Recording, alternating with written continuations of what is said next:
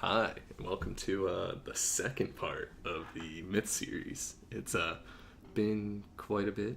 Haven't really been intentional, just had a hard time coming up with what I really wanted to do for the second video. So, this video is going to be about the Battle of Troy, the Iliad, and I guess the Odyssey, really, in the end. But I guess the big thing that I kind of want to talk about is just like the overall interpretation of the story as a whole. I think something that's known is that it's kind of like it's a tragedy, right? And I think the old kind of Greeks always wrote their tragedy. Everything's a tragedy, right? A tragedy or a comedy, which right, the comedies kind of come around a little bit later. Actually, it all originates with tragedy. But anyway, so the common kind of, I guess, understanding right now for the story is that like it's a tragedy because so many men died, because Achilles kind of doesn't fight for a while because he's like hurt feelings, Agamemnon insulted him, stuff like that. So, and personally, I reading the book a little bit, right?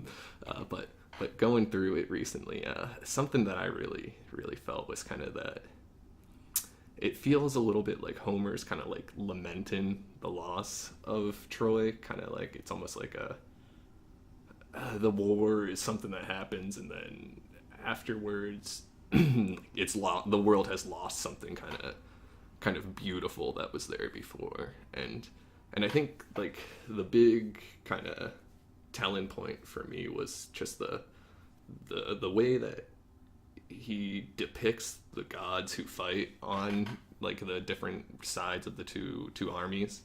The Trojan ones, like essentially at one point Zeus kind of declares that it's like, hey, like I just want this war to happen as it should. The gods don't meddle in this. Like everyone just sit and wait. Like no one do anything, just let it happen, because he's very split on it as well, because he's made like a couple promises to some people. His wife is kind of pissy about the war kind of thing, and like basically he at a certain point he kind of washes his hands of it, let it play out, let it happen, because either way he's gonna make someone upset kind of thing. But so eventually, he has to leave kind of the stage of the gods kind of thing, go do some god stuff kind of, and then essentially what happens is the gods on the Trojan sides, they respect that kind of rule that was placed down by Zeus. They're like, okay, well, we shouldn't meddle. Zeus is the big guy. He told us not to. But so Athena and I think it's Poseidon. They both kind of they're with the Greeks, and they essentially break this like command. They break the god's stalemate, so to speak, and I can't quite remember at what point it was, but I mean I don't think it was a significant turning point. Well, I mean it was a significant turning point, but I don't think it was the significant turning point of the war, because really, I mean, the whole story, keep it dramatic, is it's just kind of a various momentum swings between the people in the battle. But yeah, and I guess something that really hits me with the Trojans as well is just the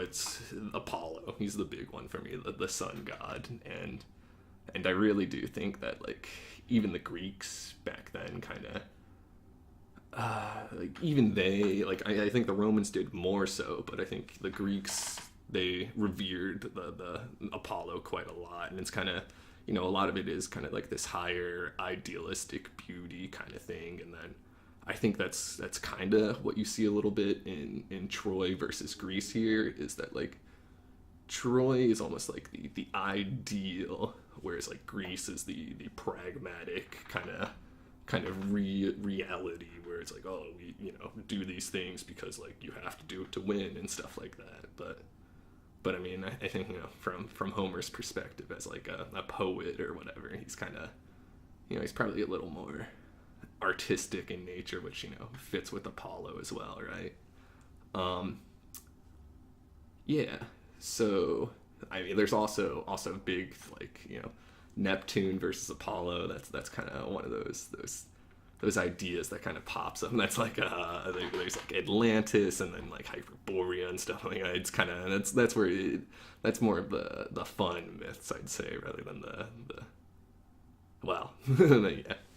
All right. So, anyways, I think that's it for this episode. I'm gonna try to keep these kind of more consistent and make them a little bit more of just kind of free form, not as like written out as the other ones.